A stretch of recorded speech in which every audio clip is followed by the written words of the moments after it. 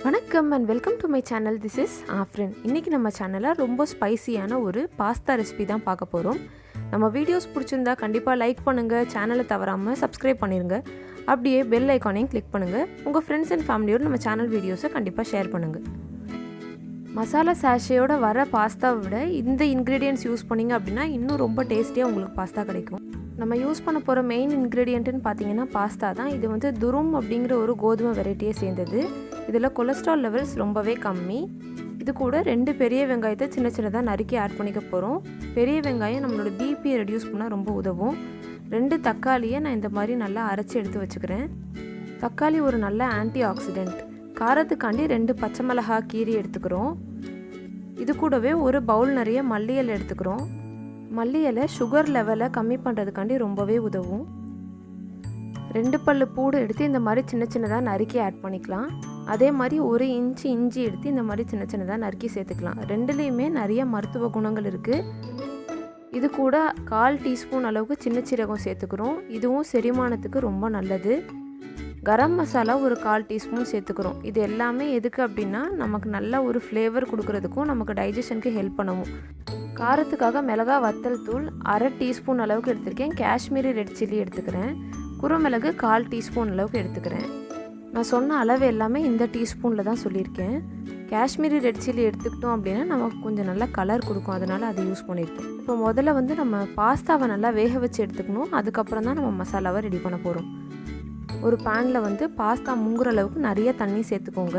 நான் ஒரு 2 செம்பு அளவுக்கு தண்ணி ஆட் பண்ணியிருக்கேன். பாஸ்தாவுக்கு தேவையான அளவுக்கு உப்பு இந்த தண்ணியிலையே சேர்த்துக்கோங்க. அதே மாதிரி 2-3 சொட்டு எண்ணெய் விட்டுக்கோங்க. அப்போ தான் ஒன்றுக்கு ஒன்று பாஸ்தா ஒட்டாமல் வரும் நமக்கு. இந்த தண்ணி நல்லா கொதிச்சதுக்கு அப்புறமா தான் நம்ம இதில் பாஸ்தா வந்து ஆட் பண்ண போகிறோம். இப்போ பார்த்திங்கன்னா தண்ணி நல்லா கொதிச்சு வந்துருச்சு. இப்போது பாஸ்தாவை ஆட் பண்ணிக்கலாம். பாஸ்தா வேகிறதுக்கு நார்மலாக 10 நிமிஷம் எடுத்துக்கோங்க. அந்த பாஸ்தாவை பொறுத்து ரொம்ப ஹார்டாக இருந்துச்சு அப்படின்னா 1/4 மணி நேரம் ஆகும். நான் யூஸ் பண்ணியிருக்கிற பாஸ்தா வந்து கரெக்டாக 15 நிமிஷம் எடுத்துக்கிச்சு நல்லா வேகிறதுக்கு. இப்போ பாஸ்தா நல்லா வெந்துருச்சு அப்படின்னா அதை அடுத்து தண்ணியை நல்லா வடித்து எடுத்துக்கலாம். ஸோ இப்போ நல்லாவே வெந்து வந்துருச்சு பாஸ்தா. இப்போ நான் ஃபுல்லாக தண்ணியை ட்ரைன் பண்ணிக்கிறேன். கம்ப்ளீட்டாக தண்ணியை வடிச்சிருங்க. இப்போ நம்ம மசாலாவை ப்ரிப்பேர் பண்ணிக்கலாம். பேனில் ஒரு 2 டீஸ்பூன் அளவுக்கு எண்ணெய் விட்டுக்கோங்க. முதல்ல சின்ன சீரகம் சேர்த்துக்கிறோம். அது நல்லா வெடிச்சதுக்கப்புறமா நம்ம இஞ்சி பூடு இதோடு சேர்த்துக்கலாம். இதோட பச்சை மிளகாவை ஆட் பண்ணிக்கிறோம். இதை கொஞ்சம் நல்லா வறுத்துட்டு பெரிய வெங்காயத்தை இதோடு சேர்த்துக்கலாம். ஸோ பெரிய வெங்காயம் எப்போவுமே பொன்னிறமாக மாறுற வரைக்கும் விடணும்.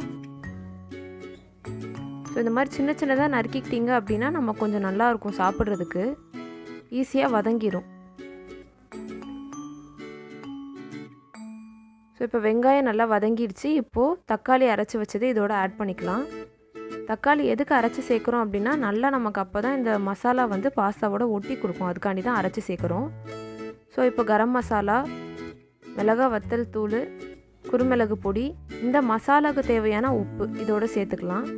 நல்லா மிக்ஸ் பண்ணி விடுங்க. ஒரு 5 நிமிஷம் நல்லா வேக வைங்க. அப்போ தான் வந்து பச்சை ஸ்மெல் ஃபுல்லாக மசாலாலேருந்து போகும்.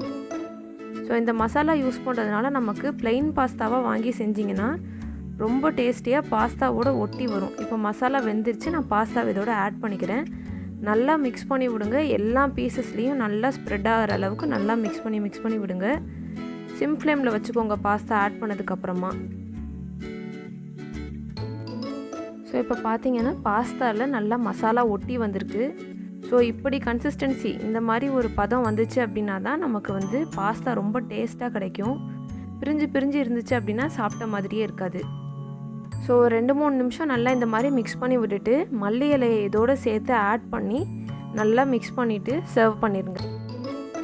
இதில் எக் ஆட் பண்ணி சாப்பிட பிடிக்கும் அப்படின்னா கடைசியாக இந்த மல்லி இலை போடுறதுக்கு முன்னாடி ஒரு முட்டையை வந்து உடச்சி இதோட மேலே அப்படியே ஸ்ப்ரெட் பண்ணி மிக்ஸ் பண்ணிடுங்க.